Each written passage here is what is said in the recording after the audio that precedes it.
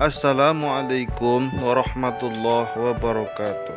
Selamat datang di pembelajaran pendidikan agama Islam dan budi pekerti. Materi bab terbiasa saling menasihati dan berbuat baik.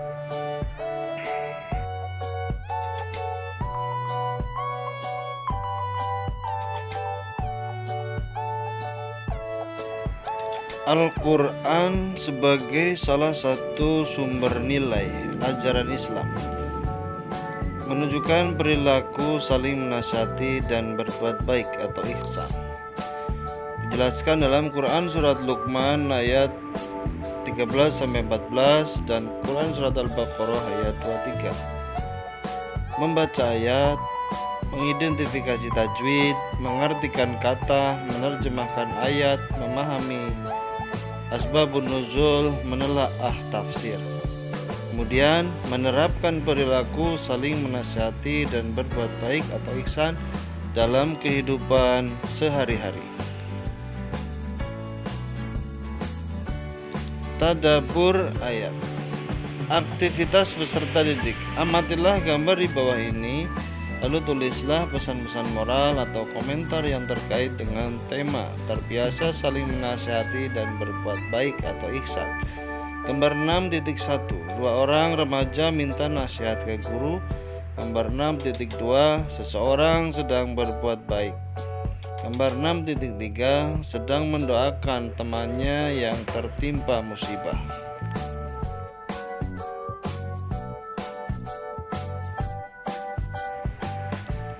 Egois dan kepala batu tak ada untungnya. Watak dan pembawaan orang pasti berbeda. Ada orang yang berwatak keras dan ada yang berwatak lembut. Semua diciptakan Allah SWT agar masing-masing dapat melengkapi dan menyempurnakan. Kita bisa bayangkan seandainya satu keluarga berwatak lembut semua, tentunya keluarga tersebut menjadi kurang terdapat disiplin. Begitu pula seandainya satu keluarga berwatak keras semua, jadinya keluarga tersebut mudah terjangkit stres. Allah Maha Adil telah menciptakan watak dan bawaan manusia berbeda yang satu dengan yang lainnya. Kita sering salah persepsi bahwa watak keras sama dengan egois atau keras kepala, padahal penerapannya berbeda. Seorang yang memiliki watak keras kecenderungannya tegas dan lugas serta tidak mudah patah semangat. Sementara itu, seseorang yang egois dan keras kepala memiliki kecenderungan tidak mau menerima pendapat dan masukan dari pihak lain. Jadi yang kita hindari adalah sikap egois dan keras kepala, bukan sifat orang berwatak keras. Sikap egois dan keras kepala seorang mudah ditandai dengan kedapatan tidak pernah mau tahu perasaan orang lain. Di pikirannya hanya ada kalimat aku dan aku, serta apa yang diinginkan harus tercapai dengan cara apapun. Dalam kehidupan bermasyarakat, sikap egois dan keras kepala jangan dipelihara, sebab manusia merupakan makhluk sosial yang selalu membutuhkan orang lain yang dapat saling menasihati dan memberikan masukan. Itu sebabnya Islam menjelaskan kebalikan ciri-ciri manusia yang merugi dalam Quran surat Al-Ashr, yaitu manusia yang tidak mau saling menasihati. Dengan kata lain, hubungan sosial di antara sesama manusia akan berjalan dengan baik dan harmonis menurut ajaran Islam jika sesama manusia saling menasihati. Membaca Quran surat Luqman ayat 13-14 dan Al-Baqarah ayat 83. A'udzu billahi minasyaitonir rajim. Bismillahirrahmanirrahim. Wa idh qala Luqman libnihi wa huwa ya'idhuhu ya bunayya la tusyrik billah inna syirka la dzulmun 'adzim. فوصينا الإنسان بوالديه حملته أمه وهنا على وهن وفصاله في عامين أن اشكر لي ولوالديك إلي المصير صدق الله العظيم. Quran surat Al-Baqarah ayat 83 yang berbunyi, silakan ditirukan suara saya. Bismillahirrahmanirrahim. Wa idh akhadna mitsaq bani Israila la ta'buduna illa Allah wa bil walidaini ihsana wa dhil qurba wal yatama wal masakin wa qulu lin nasi husna wa aqimus salata wa atuz zakah thumma tawallaytum illa qalilan minkum wa antum mu'ridun. Shadaqallahul azim. Ayat berikut berisi pesan-pesan mulia tentang nasihat, mau'idhah, pesan yang berkesan, wasiat, dan bertutur kata bijak atau qaul ihsan.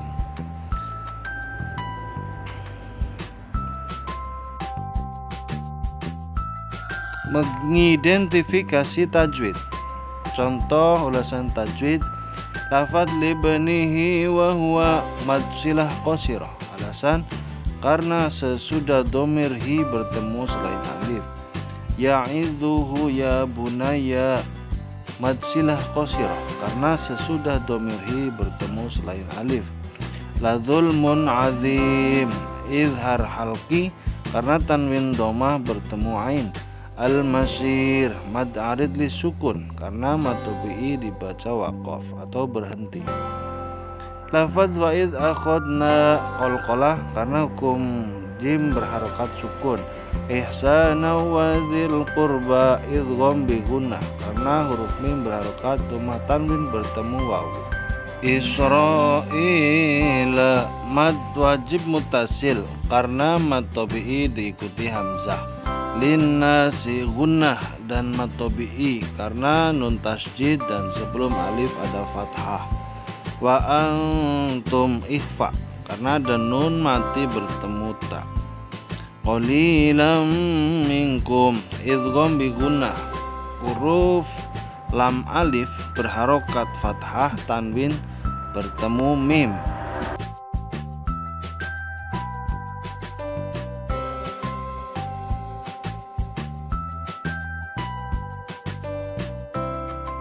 Arti kata Quran surat Luqman 13-14. Id, ketika, libanihi, kepada anak laki-lakinya, ya'idhuhu, menasihatinya, ya bunayya, wahai anakku, la tusyrik billah, jangan kamu menyekutukan Allah. In asyirka, kemusyrikan, la dzulmun azim, benar-benar kezaliman yang besar. Fawasoina, dan kami telah mewasiatkan, biwalidayhi, kepada kedua orang tuanya, hamalatu ummuhu, ibunya mengandungnya, wahnan ala wahnin, lemah yang bertambah, fisaluhu, menyapihnya, amaini, 2 tahun, anishkurli, bersyukurlah kepadaku, liwalidaika, kepada kedua orang tuamu, al-masyir, tempat kembali.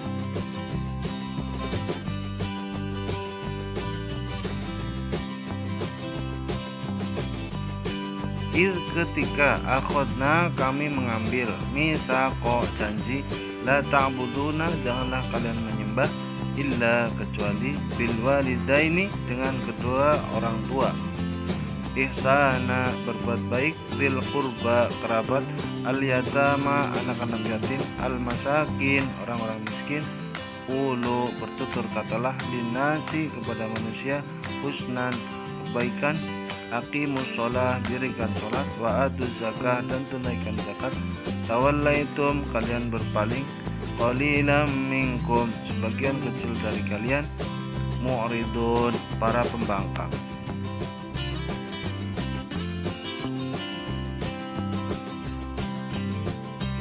Menerjemahkan Quran surat Luqman 13-14. Dan ingatlah ketika Luqman berkata kepada anaknya ketika dia memberi pelajaran kepadanya, wahai anakku, janganlah engkau mempersekutukan Allah. Sesungguhnya mempersekutukan Allah adalah benar-benar kezaliman yang besar.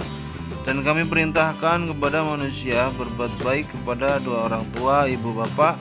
Ibunya telah mengandungnya dalam keadaan lemah yang bertambah-tambah dan menyapihnya dalam 2 tahun. Bersyukurlah kepadaku dan kepada kedua orang ibu bapakmu. hanya kepadakulah kembali. Quran Surat Luqman ayat 13-14. Menerjemahkan Quran Surat Al-Baqarah ayat 83. Dan ingatlah ketika kami mengambil janji dari Bani Israel, janganlah kamu menyembah selain Allah dan berbuat baiklah kepada kedua orang tua, kerabat, anak-anak yatim, dan orang-orang miskin. Bertutur katalah yang baik kepada manusia, laksanakanlah sholat dan tunaikanlah zakat. Tetapi kemudian kamu berpaling, mengingkari kecuali sebagian kecil dari kamu, dan kamu masih menjadi pembangkang. Quran Surat Al-Baqarah ayat 83. Asbabun Nuzul Luqman 13-14. Siapa umat Islam yang tidak tahu seorang pria bernama Luqman? Pastinya semua orang umat Islam tahu ya, Luqman adalah seorang pria yang namanya diabadikan dalam Al-Quran oleh Allah Subhanahu wa Ta'ala.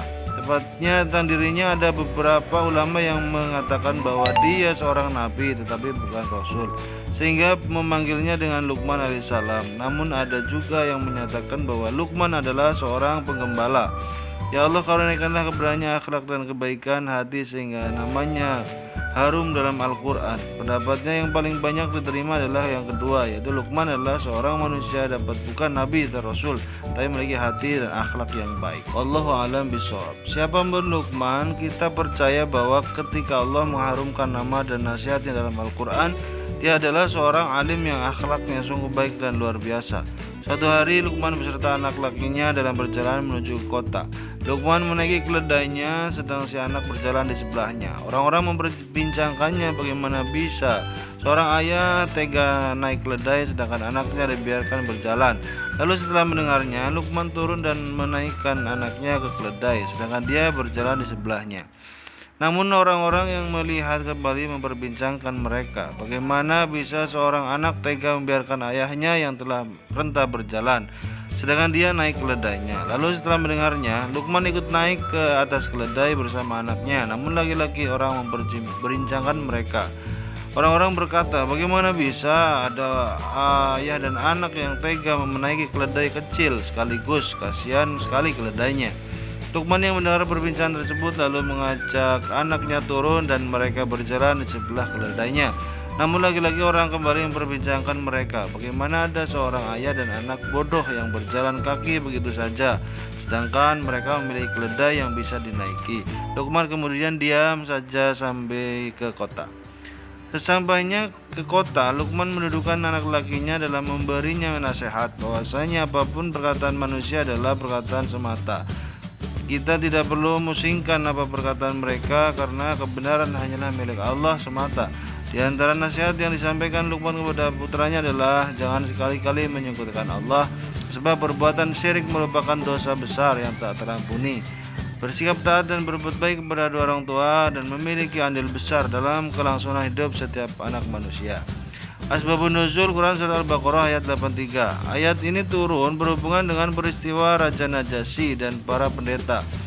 Ketika mereka mendengar ayat Al-Quran yang dibaca di hadapan mereka, melelehlah air mata mereka karena yakin dan percaya terhadap isi kandungan ayat-ayat tersebut.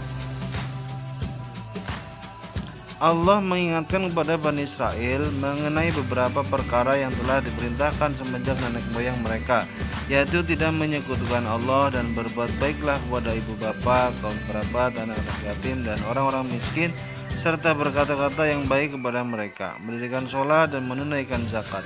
Allah Subhanahu wa Ta'ala mengambil janji dari mereka untuk mengerjakan perintah tersebut. Namun kebanyakan mereka berpaling dan mengingkari semua itu secara sengaja, sedangkan mereka mengetahui dan mengingatnya.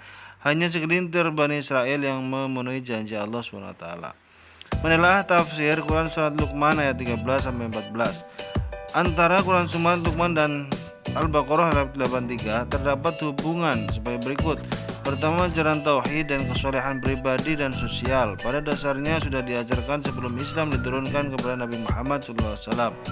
Semenjak generasi awal Bani Israel yang termasuk di dalamnya Luqman, sebab beliau sedarah dengan Nabi Ayub dan hidup sejaman dengan Nabi Daud alaihissalam.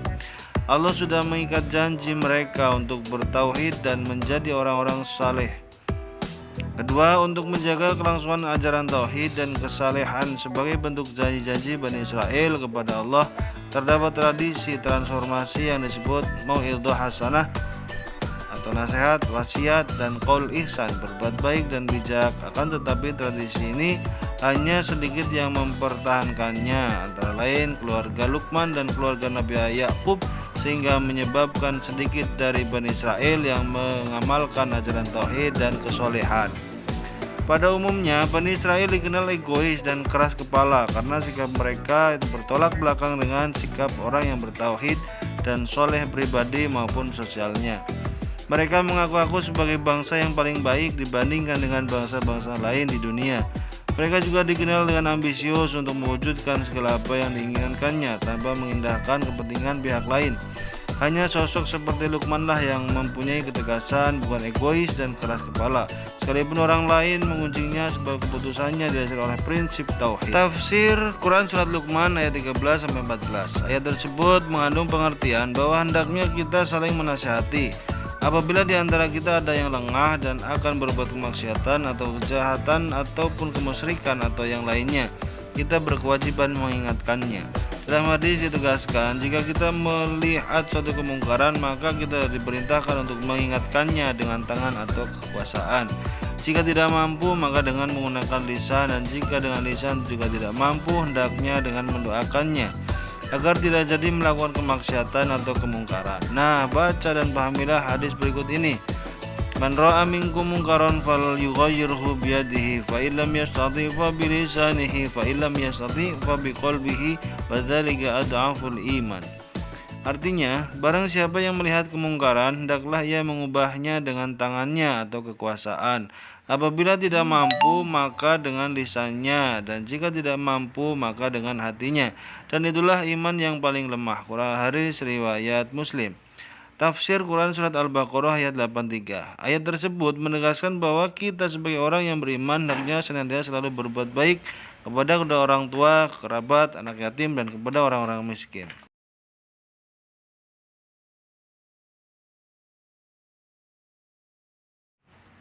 Sebagai orang yang beriman, kita hendaknya selalu berkata baik terhadap siapa saja dan kapan saja. Seandainya tidak dapat berkata baik, kita dianjurkan supaya diam saja. Hal ini dilakukan dalam hadis berikut ini. Bismillahirrahmanirrahim. Man kana yu'minu billahi wal yaumil akhir fala yu'dhi jarahu wa man kana yu'min billahi wal yaumil akhir falyaqul khairan aw liyasmut. Artinya, barang siapa beriman kepada Allah dan hari akhir, maka janganlah menyakiti tetangganya. Dan barang siapa beriman kepada Allah dan hari akhir, hendaklah berkata yang baik. Kalau tidak dapat berkata baik, hendaklah diam saja. Hadis riwayat Bukhari dan Muslim. Manusia senantiasa memiliki kekuatan, ambisi, peluang, dan kesempatan serta pilihan untuk berbuat jahat ataupun berbuat baik. Perbuatan baik telah dirumuskan oleh moralitas, adat, hukum, dan agama serta sejarah kehidupan manusia. Manusia tinggal menggalinya kembali dengan segenap potensi pemikiran dan kehendak yang ada.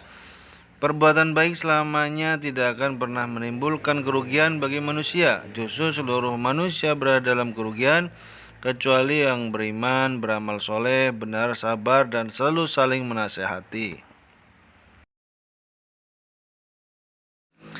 Berhubungan dengan hal tersebut, kita harus punya suatu komitmen untuk cinta dan suka dan kebaikan dan kebenaran. Sekecil apapun kebaikan yang ada pada suatu dan seorang, hendaklah kita mengapresiasinya dengan positif. Jangan suka menghina, mencela, mencaci, atau memperolok serta memuji. Selalu lihatlah sisi kebaikan dan keutamaan pada suatu atau seorang. Mustahil seorang atau tidak memiliki kemuliaan dan keutamaan dalam hidupnya. Jika Anda ingin menjadi orang yang baik, pertama niatkan dalam hati Anda bahwa Anda ingin sekali menjadi orang yang baik di mata Allah Subhanahu wa taala. Kedua, dekatilah orang-orang yang telah dikenal baik jika Anda dapat mendekatinya. Dan dapatkanlah diri Anda untuk itu. Ketiga, kalilah ilmu di mana saja dan kapan saja serta dari siapa saja untuk menemukan ilmu tentang perbuatan mulia dan baik. Satu pesona manusia, minimal dia punya satu sisi kebaikan yang utama yang tidak dimiliki oleh persona lainnya. Keempat, dapatkanlah perbuatan baik itu, tinggalkanlah apa yang masih tersisa dari diri Anda dalam hal yang buruknya. Kelima, jangan malas dan jangan pula bosan untuk menjadi orang yang baik. Berbuat baik itu tidak hanya berbuat kepada sama saja, akan tetapi juga berbuat baik terhadap makhluk lain. Bahkan dalam bunuh pun harus dengan cara yang baik, tidak semena-mena. Juga menyembelih binatang pun kita diperintahkan dengan cara yang baik pula. Misalnya dengan menggunakan pisau atau pedang yang tajam. Nah, pahamilah hadis di bawah ini. Innallaha katabal insana ala kulli syai'in fa idza qataltum fa ahsinul qitlata wa idza dabahtum fa ahsinu dabahtahu wal yuhiddu ahadakum syafaratahu wal yarih dabihatahu. Artinya bahwasanya Allah mewajibkan berbuat baik terhadap segala sesuatu. Apabila kamu membunuh binatang, hendaklah membunuhnya dengan baik. Dan jika kamu menyembelih, sembelihlah dengan cara yang baik. Hendak seorang di antara kamu menajamkan pisaunya dan cepatkanlah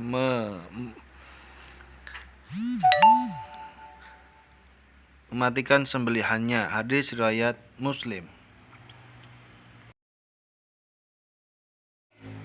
Perilaku saling menasihati dan berbuat baik dalam kehidupan. Agama Islam mengajarkan supaya pemeluknya saling menasihati dan berbuat baik terhadap siapa saja. Bahkan kepada makhluk lain pun harus berbuat baik, karena saling menasihati dan berbuat baik itu banyak manfaat dan hikmahnya. Di antara manfaat dan hikmah disyariatkan saling menasihati dalam kebaikan adalah sebagai berikut. 1. Mempererat hubungan antara manusia antar sesama. Nasihati antara sama itu dapat menumbuhkan rasa kebersamaan sehingga dapat mempererat hubungan antara satu dengan yang lainnya. 2. Tergolong orang yang tidak rugi dalam hidupnya. Orang yang saling menasihati dalam kebaikan itu tidak akan rugi dalam hidupnya. Hal ini dijelaskan surat Al-Ashr ayat berikut. Bismillahirrahmanirrahim. Wal 'ashri innal insana lafi khusrin illa alladzina amanu wa 'amilus solihati wa tawassaw bil haqqi wa tawassaw bis sabr. Artinya, demi masa sungguh manusia berada dalam kerugian, kecuali orang yang beriman dan mengerjakan kebajikan, serta saling menasihati untuk kebenaran dan saling menasihati untuk kesabaran. Al-Ashr ayat 1-3.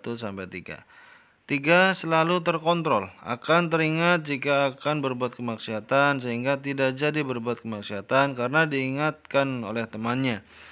Akan beroleh pahala dari Allah SWT, karena nasihat menasihati itu melaksanakan perintah Allah sebagaimana diamanatkan dalam surat Al-Ashr. Hikmah dan manfaat saling menasihati. Dalam Al-Quran surat Al-Ashr, Allah SWT menjelaskan kepada kita tentang ciri orang yang beriman, yaitu orang yang saling menasihati dalam kebenaran dan kesabaran. Artinya, setiap muslim beriman hendaklah berupaya semaksimal mungkin untuk saling mengajak kepada kebaikan, mengajak kepada hal yang akan mendekatkan kepada Allah SWT, dan melarang dari perbuatan yang tidak disukai Allah SWT. Salah satu hikmah mengapa kita harus saling menasihati adalah karena setiap orang mendambakan keselamatan hidup, keselamatan dan kerusakan dari hal-hal yang membahayakan dirinya, lahir atau batin. Harus ada yang memberitahukan kepada kita tentang hal-hal yang tidak kita ketahui tersebut. Pemberitahuan itulah yang menjadi sebuah nasihat, masukan atau kritikan. Sungguh sangat penting sebuah nasihat dalam kehidupan agar kita tahu kekurangan kita dan segera memperbaikinya. Sayangnya di antara kita masih belum siap menerima kritikan atau nasihat dari orang lain. Terlebih jika orang yang memberi nasihat kita anggap lebih rendah dari kita. Sehingga langkah awal kita untuk mengamalkan ayat di atas adalah berusaha menerima kritikan atau saran dari siapapun tentang diri kita tanpa melihat dari siapa yang mengeluarkan nasihat tersebut. Kita harus selalu bahagia ketika ada yang memberikan saran kepada kita. Ibarat cermin, kita selalu ingin tampak rapi di depan cermin. Jika ada yang berantakan, tanpa segan kita membetulkannya. Kita tidak kesal dengan cermin yang menampilkan bayangan kita yang berantakan. Justru kita tetap merapihkan bagian yang kurang bagus. Begitulah orang yang selalu senang menerima kritikan dari orang lain. Ia akan berterima kasih, bukannya marah atau kesal. Yang ia lakukan selanjutnya adalah segera memperbaiki kekurangan yang disebutkan itu. seperti saat ia lantas merapikan dirinya di depan cermin. Seandainya setiap orang mampu bersikap seperti ini, yaitu senang menerima kritikan dan segera memperbaikinya, tentu setiap akhlak perilaku kita dapat terjaga.